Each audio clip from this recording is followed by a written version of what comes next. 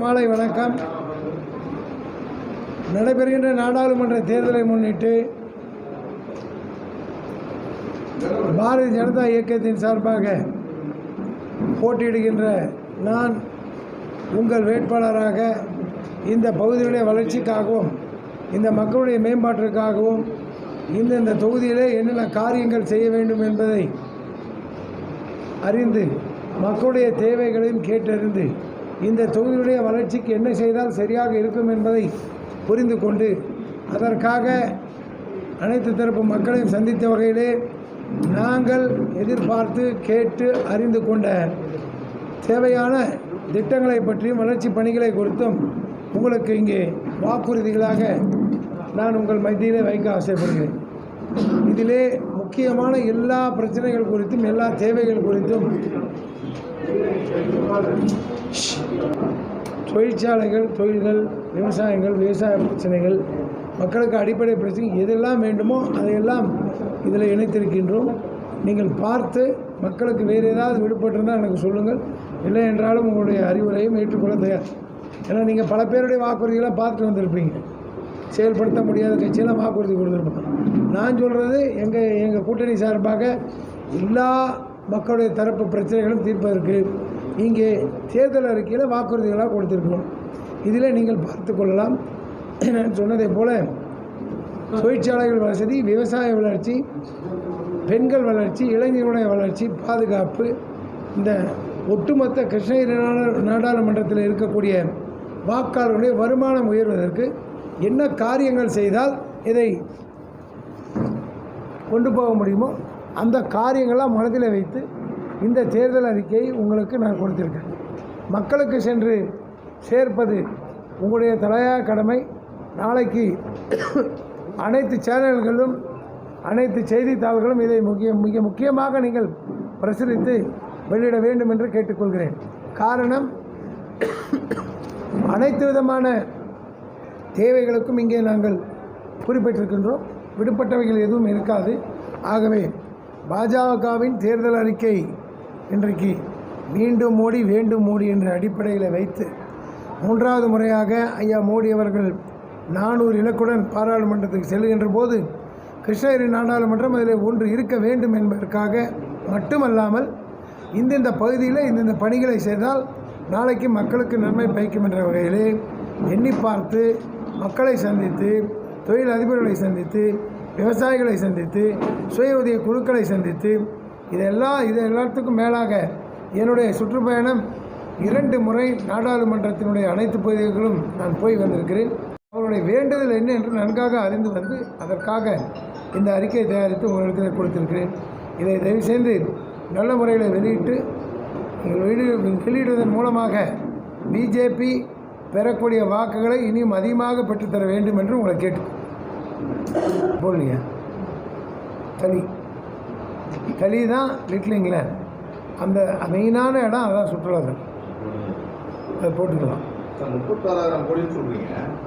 All engineering paste industries, ancillary paste industries 46,000 கோடி போன வருஷம் மத்திய அரசாங்கம் நிர்ணயித்தது. வெளியிட்ட அறிக்கையில் இருக்கும். கிருஷ்ணகிரி ஒசூர் வரைக்கும் அந்த 46,000 கோடி இன்வெஸ்ட்மெண்ட் வந்திருக்கணும். 10,000 கோடி இன்வெஸ்ட்மெண்ட் வந்தாச்சு. 36,000 கோடிக்கு உண்டான இன்வெஸ்ட்மெண்ட் வரப்போகுது. அதில் பல்வேறு விதமான engineering products, agro industries, even நம்ம சோலாருக்கு வேண்டிய பேனல் தயாரிக்கின்ற தொழிற்சாலைகள், எக்ஸைடு இங்கே இருக்குது, நீங்கள் பார்த்துருப்பீங்க. அந்த மாதிரி லித்தியம் அயன் பேட்டரி புதிய தொழிற்சாலைகள், இதெல்லாம் சேர்த்து 36,000 கோடி என்பது ஒரு ஈஸியான இலக்கு. ஆக்சுவலாக இது லட்சத்தை தாண்டி விடும். நான் சொன்னது ஏற்கனவே அரசு நிர்ணயிக்கப்பட்ட அந்த பகுதியில் 10,000 போக மிச்சம் இருக்கிறத நான் சொன்னேன். இதே போல் தேங்காயில் மதிப்பு கூட்டப்பட்ட பொருட்கள் ஒரு விவசாயிகள் கோரிக்கை வச்சுட்டே இருக்காங்க. ஆனால் அதை ஒரு மாநில இதை செய்யப்படுறாங்க. கண்டிப்பாக செய்யலாம். கோகனட் ப்ராடக்ட்ஸ் நம்ம டெவலப் பண்ணலாம். ஆர்டினரி கோகனட்லேருந்து ரெகுலராக எடுக்கிற ப்ராடக்ட் தாண்டி வேல்யூ ஆடட் ப்ராடக்ட்ஸ் கொண்டு வரலாம். இப்போ நம்ம நண்பர் ஒருத்தர் இங்கே காவேரி பட்டணத்தில் இதுக்கான ஒரு சின்ன ஃபேக்ட்ரி ஆரம்பித்தார். வேல்யூ அடிஷன் அவர் நிறைய கொண்டு வந்தார். அதுபோல் நம்ம மலேசியாவில் இந்த மாதிரி பார்த்திங்கன்னா நிறைய நாடுகளில் வேல்யூ அடிஷன் ப்ராடக்ட்ஸ் வந்துட்டுருக்கு. அந்த மாதிரி நம்ம பகுதியிலையும் அதை செய்யலாம். இப்போ நான் என்ன பண்ணியிருக்கேன்னா, ஒன்று நம்முடைய சந்தூரில் இருக்கக்கூடிய ஒட்டு மாஞ்செடி, இதற்கு அந்த புவி குறிப்பீடு கொடுக்கணும் ஒன்று. அதை வந்து ஏற்றுமதியாக செய்வதற்கு ஒரு வாய்ப்பு உண்டாக்கியிருக்கிறோம். அது போலவே இப்போ மேங்கோ ஃப்ரூட் பல்ப் இருக்குது, போன தடவை நீங்கள் கேட்டீங்க, அதுக்கு ஒரு வாய்ப்பு கொடுக்கணும். டைரெக்டாக எக்ஸ்போர்ட் பண்ணணும், மர்ச்சன்ட் எக்ஸ்போர்ட்டர் வந்து டைரெக்டாக எக்ஸ்போர்ட் பண்ணணும். இப்போ கிரானைட் இருக்குது, கிரானைட் வந்து எக்ஸ்போர்ட் ஆகுது, த்ரூ மர்ச்சன்ட் எக்ஸ்போர்ட் ஆகுது. அது மாதிரி மல்லிகை இருக்குது, மல்லிகை தேர்ப்பட்டி எல்லா பகுதியும் நிறைய இருக்குது. அதிலேருந்து ஒரு எசன்ஸ் எடுக்கணுன்றது ஒரு வேண்டுதல். அது மாதிரியே பல இடங்களில் பல விவசாய பொருட்கள் அடிப்படையாக வைத்து பார்த்திங்கன்னா ஒரு ப்ராடக்ட்டுக்குன்னு செய்ய முடியாமல் விவசாய பொருட்களை பாதுகாத்து ஏற்றுமதி செய்யக்கூடிய வாய்ப்புகளை உண்டாக்க கொடுக்க வேண்டும் தான் அக்ரிகல்ச்சர் எக்ஸ்போர்ட்ஸ் ஜோன் என்று கொண்டு வரணும்னு கேட்டிருக்கோம். அதை மேம்படுத்தி வெளிநாடுகளுக்கு செல்வதற்கான அடிப்படை வசதிகள். சப்போஸ் இப்போ கார்கோ காம்ப்ளெக்ஸ் இருக்குதுன்னு வச்சுக்கோங்க, அதுக்கு வந்து சேர்றதுக்கு ஃப்ரூட் ப்ராடக்ட் வரணும்னா ஏர் கண்டிஷன் செய்யப்பட்ட வாகனங்கள், இங்கேயே வந்து ஸ்மால் கோல்ட் ஸ்டோரேஜஸ், அதிலிருந்து அந்த வாகனத்துக்கு ஏசி போட்ட வாகனம் அங்கே போய் சேரும். என் ஃப்ரெண்டு ஒருத்தர் முருங்கைக்காய் ஏர்போர்ட் திருவேண்டத்தில் ஒரு முருங்கைக்காய் 40 ரூபா 50 ரூபா விற்கிறாரு. அது சைஸு ஸ்பெசிஃபைடாக இருக்கும். அவர் ஒரு நாளைக்கு 10 வண்டி கொண்டு வர்றாரு, 7 வண்டி எக்ஸ்போர்ட்டாக 3 வண்டி லோக்கல் மார்க்கெட் கொடுத்துருக்காரு. ஸோ இந்த மாதிரி இந்த விளைபொருளுக்கு ஒரு மரியாதை வரணும். அதுக்கு வந்து ஸ்பெசிஃபைடாக நம்ம கொண்டு போகணும்னா அக்ரிகல்ச்சர் எக்கனாமிக் ஜோன் இருந்தால் தான் அதை கொண்டு போகணும். ஒவ்வொரு ப்ராடக்ட்டுக்காக செய்கிறத விட மல்டிபிள் ப்ராடக்ட்ஸ்க்காக அந்த ஜோன் வேணும்னு அதை கொண்டு வரணும்னு நினைக்கிறேன். இது ஒரு தேர்தல் வாக்குறுதி. இது ஒரு பெரிய காரியம் அல்ல, ஜெயிச்ச பிறகு நிச்சயமாக உண்டாகும். மலைவாழ் மக்களுக்கு அவங்க பகுதிகளுக்கு ஏற்றவாறு திட்டங்கள் அறிவிச்சிருக்காங்க. பொதுவாக இப்போ மலைவாழ் மக்கள் எடுத்துட்டாலே அவங்க வந்து மலை கிராமங்கள்னா வனப்பகுதிகள் ஃபாரஸ்ட் லேண்டில் தான் அதிகமாக இருக்காங்க. அவங்களோட மெயின் கோரிக்கையாக பட்டா வேணும். அப்புறம் அவங்க அங்கே விவசாயம் பண்ணிட்டு இருக்காங்க. இந்த விவசாய நிலங்களுக்கு பட்டா கொடுக்காததுனால தான் அப்பப்போ ஃபாரஸ்ட் வந்து அவங்க காலி பண்ண சொல்லி பிரச்சனை பண்ணுறாங்கன்றது தான் அவங்களுடைய மெயின் பிரதான கோரிக்கையாக இருக்குது. இதை சரிப்படுத்துறதுக்கு நீங்கள் இந்த இன்க்ளூடெல்லாம் இருக்குதுங்க. இந்த மலைவாழ் மக்கள் எஸ்டி பிரச்சனை ஒன்று விட்டீங்க. அவங்களுக்கு வந்து இப்போது எஸ்டின்னு ஒரு சர்டிஃபிகேஷனே இல்லாமல் இருக்குது. பல இடங்களில் குருமாசு எல்லோரும் போராடுறாங்க. அவங்கெல்லாம் அந்த பட்டியலில் வந்து எஸ்டின்னு அறிவிக்கணும்னு சொல்லி நாங்களும் கேட்டிருக்கோம். அது போக மலைவாழ் மக்களுக்கு கவர்மெண்ட் ரெவன்யூ லேண்டில் இருந்ததுன்னா அந்தந்த மாநில அரசோட பேசி தான் செய்ய முடியும். இப்போ வந்து மேய்ச்சல் திரைன்னு இருக்கும், அங்கே வந்து இவன் மாடு மேய்ச்சிட்டு இருப்பான், இல்லை வீடு கட்டிகிட்டு இருப்பான். அரசாங்கம் முன் வந்தால் செய்ய முடியும், மாநில அரசு. Because this is completely owned by the state government. State கவர்மெண்ட்டோட பேசி தான் அதை நெகோஷியேட் பண்ணி பண்ண முடியுமே தவிர நாங்களாக எதுவும் டைரெக்டாக செய்ய முடியாது. ஆனால் மலைவாழ் மக்களுக்கு நிச்சயமாக மேம்படுத்தப்பட்ட வளர்ச்சியும் வாழ்க்கையை கொடுக்க வேண்டும். எங்கள் தலைவர் மேலேயும் சொல்லியிருக்காங்க. அதுக்கான பல பணிகள் செய்திருக்கோம். அது இந்த மாவட்டத்துக்கும் பொருந்தும். நல்ல கேள்வி. இங்கே பாருங்கள், ஃபோட்டோவில் நான் வந்து ரயில்வே சர்வே பண்ணது, ஐக்கிய நாடுகள் சபையில் பேசுனது. இங்கே பாருங்கள், நம்ம ஊரில் முதல் தொலைக்காட்சி நிலையம் நான் தான் கொண்டு வந்தேன். இந்த மாதிரி பல விதமான நான் செய்த காரியங்களுக்கு இங்கே எல்லாமே ஃபோட்டோவிலையும் இருக்குது, என்கிட்ட இருக்குது. இப்போ 96 ஆரம்பித்து நான் தான், இப்போ இந்த 24 எடுத்து முடிக்க போகிறது நான் தான். இது காரணம் என்னென்னு கேட்டிங்கன்னா, ஒரு வலுவான அழுத்தம் வேணும். நாடாளுமன்ற உறுப்பினர்ன்றது சும்மா பார்லிமெண்ட்டில் 2 நிமிஷம் பேசிட்டாலையோ இல்லை டிவி நியூஸில் பேசிட்டாலோ காரியம் நடக்காது. இது பல அதிகாரிகள் ஏற்படுத்தக்கூடிய பல்வேறு லேயர்ஸ், அதையெல்லாம் தொடர்ந்து கண்காணித்து ப்ரெஷர் கொடுத்து செஞ்சால். இப்போ நாங்கள் என்ன பண்ணியிருக்கோம், 6 மாதமாக 1 வருஷமாக நான் என்ன சொல்லிகிட்ருக்கேன், இது வந்து கைவிடப்பட்ட ஒரு ப்ராஜெக்ட் முடிச்சிட்டாங்க.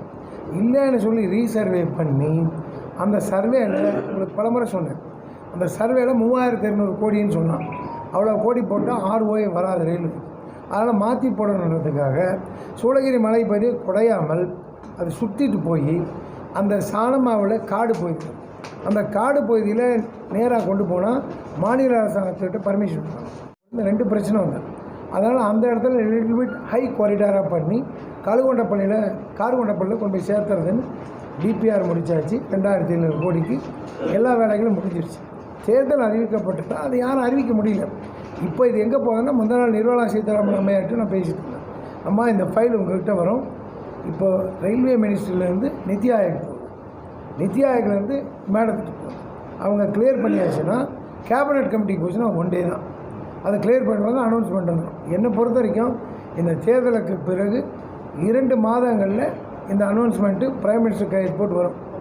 வந்ததுக்கப்புறம் உடனடியாக அது வேலைகள் தொடங்கும்.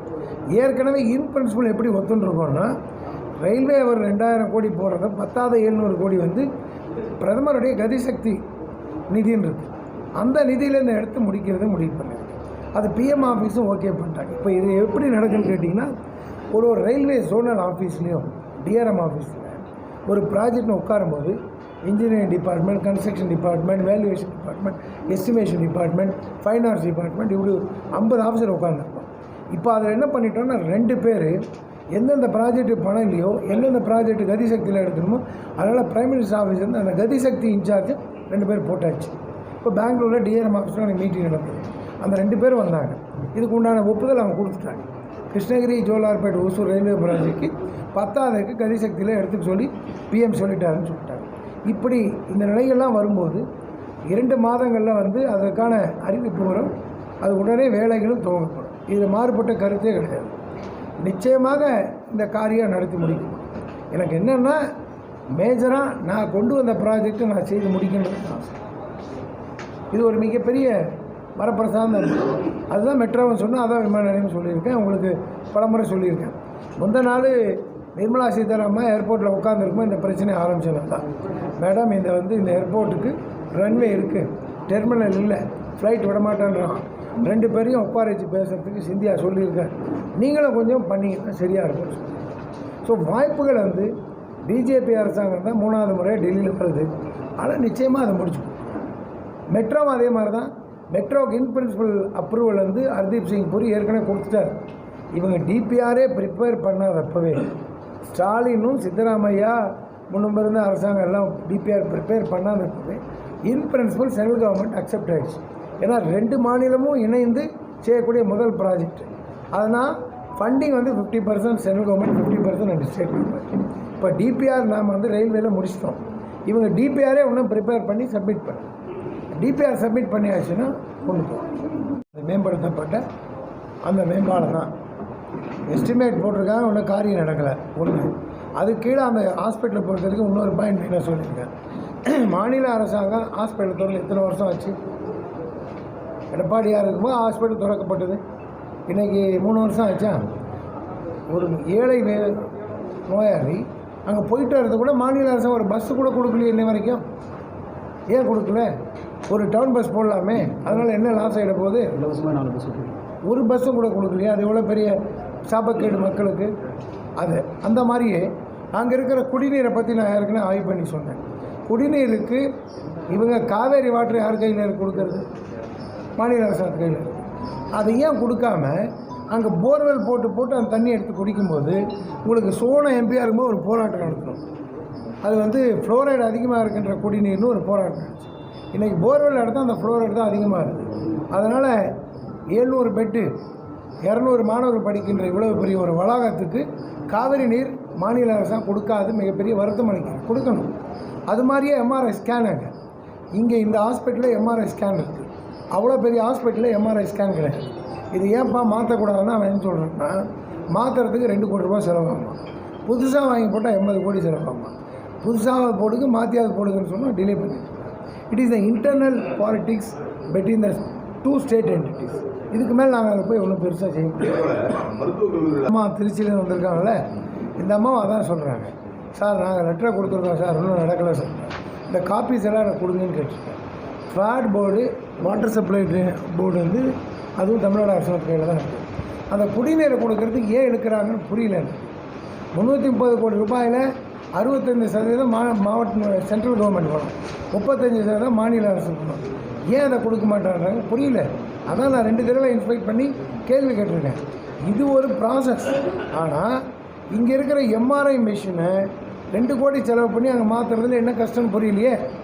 வரக்கூடிய நோயாளிகள்லாம் இங்கேயும் அங்கேயும் திரும்பிட்டு இருக்கானே எம்ஆர்ஐ ஸ்கேனுக்காக. அது எவ்வளோ பெரிய அவலக்கேடு. ஒன்று புதுசாக வாங்கி போடணும், இல்லைன்னா ஷிஃப்ட் பண்ணுறோம். இப்போ எம்ஆர்ஐ எடுக்கணும், அங்கேருந்து இங்கே தூக்கிட்டு இங்கே வரலாம், அவனுக்கு பஸ்ஸும் கிடையாது. இந்த மாதிரி குறைகள்லாம் பல முறை நான் சுட்டி காட்டிட்டு இதெல்லாம் நிச்சயமாக நாங்கள் ஆட்சிக்கு வரும்போது செய்து கலந்து கொடுக்கல. நீங்கள் இந்த பெலந்தூர் ஏரிக்கு போனீங்கன்னா அந்த ஏரியாவில் இருக்கிற எத்தனை 1 லட்சம் அப்பார்ட்மெண்ட்ஸ் இருக்கும். அந்த அப்பார்ட்மெண்ட்ஸுடைய கழிவு நீர் பூரா இதில் விடுறான். அங்கே போனீங்கன்னா ஒரு 10 அடி உயரத்துக்கு வெறும் பபுள்ஸாக இருக்கும். அதுதான் கலவரப்பள்ளி டேமுக்கு வருது. அதான் தென்பெண்ணை ஆற்றுல கலக்கிறோம். அது கலந்து வருது. அதை டெஸ்ட் பண்ணுறதுக்கு கலவரப்பள்ளி டேமில் நம்ம சென்னையில் இருக்கக்கூடிய சென்டருடைய லேபரேட்டரி இருக்குது. நீங்கள் வந்தீங்கன்னா நான் காட்டுறேன். அந்த லேபில் ஒரு நாளைக்கு வரக்கூடிய நீரை எவ்வளோ தூரம் இது பாதிக்குதுன்றதுக்கு டெஸ்ட் பண்ணி கிங் இன்ஸ்டியூட்டுக்கு அனுப்பணும். கிங் இன்ஸ்டியூட் யார் கையில் இருக்குது? State government. கிழவரப்பள்ளி டேம் யார் மெயின்டைன் பண்ணுறா? தமிழ்நாடு அரசாங்கம். ஒசூருக்கு அந்த குடிநீர் கொடுத்து பாதிப்பாச்சு, விவசாயத்துக்கு அது பாதிக்குது. இது எவ்வளோ நேரம் பிடிக்கும்? இப்போ நீங்கள் வந்தீங்கன்னா அந்த லெபரட்டரியே ஃபங்க்ஷன் பண்ணல. கிழவரப்பள்ளி டேமில் இருக்கக்கூடிய வாட்டர் பியூரிஃபிகேஷன் டெஸ்ட் பண்ணக்கூடிய அந்த சோதனை கூடம் ஏறக்குறைய மூடப்பட்டு விட்டது. அப்படியே வருது அந்த தண்ணி. இது யார் இது வந்து முன்னெடுத்து செய்யணும்? ஒன்று. ரெண்டாவது, இந்த 2 மாநிலத்துக்கும் இடைப்பட்ட பிரச்சனை. இது என்ன பண்ணோம்? இந்த ஸ்டேட் கவர்மெண்ட் அந்த ஸ்டேட் கவர்மெண்ட்டோட பேசி, ஏன் அவன் டிச்சு தண்ணியெல்லாம் எங்கள் ஊருக்கு வர தண்ணியில் விடுற, நீ வேறு வழியில் கொண்டு போகணும்னு சொல்கிறதுக்கு வாய்ப்பு இருக்குது. இது 2 மாநில முதல்வர்களும் உட்காந்து பேசினா காரியம் நடக்கும்.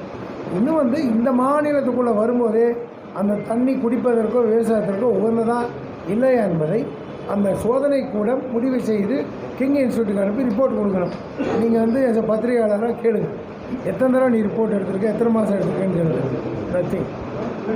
மாநில அரசாங்கத்தினுடைய ஒரு செயல்பாடற்ற தன்மை ஏதாவது காரணம் கேட்கலாம். நவோதயா பள்ளி கேந்திர வித்யாலயா கேட்கலாம். அது வந்து புதிய கல்விக் கொள்கையை இவங்க ஒத்துக்கிறாங்க. புது கல்விக் கொள்கையை நியூ எஜுகேஷன் பாலிசி திமுக அரசாங்கம் ஏற்றுக்கவே இல்லை. அப்புறம் நாங்கள் நவோதயா பள்ளின்னா அதுக்கு ஒரு அகெயின்ஸ்ட் வரும். அது நிச்சயமாக நான் எம்பி அனுப்ப நான் கொண்டு வரேன் சார். அதான் முன்னாடியே உங்களுக்கு வேட்பாளர் சொன்னாங்க, கூடுதலாக ஏதாவது தேவைன்னு நீங்கள் பத்திரிகையாளர் சொன்னீங்கன்னா அதையும் செய்திடலாம் சொன்னாங்க. பின்னாடி பேச வேண்டாம். எதுயா எந்த சப்ஜெக்ட்? அறிவித்திருக்கிற திட்டங்கள்லாம் 4 நாள் கணக்கு கிடையாது, மாதம் தான்.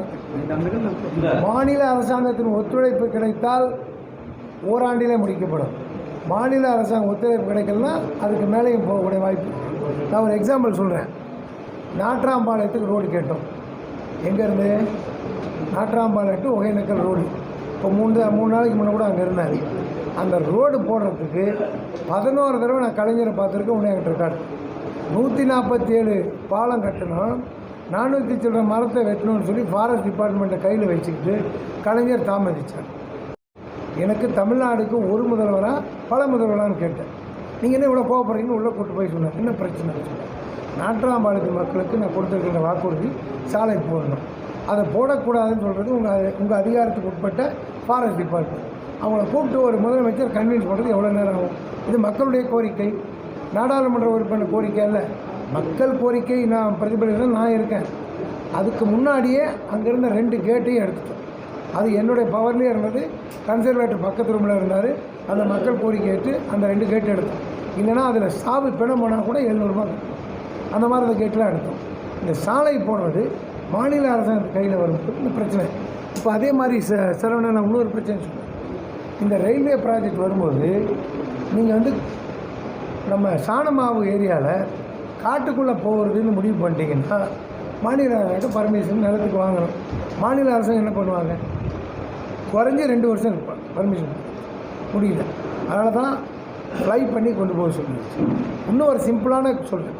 இப்போ நான் வந்து ஜவுளகிரி, அஞ்சட்டி, வெட்டமங்கலம், அந்த பக்கம் கோட்டையூர், அந்த ஏரியா பூரா காடு கெம்பன்பள்ளின்னு. அதுக்கு அடுத்ததே கர்நாடகா பார்டர் தான். இங்கே போகும்போது கர்நாடகா பார்டரில் அவங்க ஒரு ஃபென்சிங் பண்ணுறாங்க.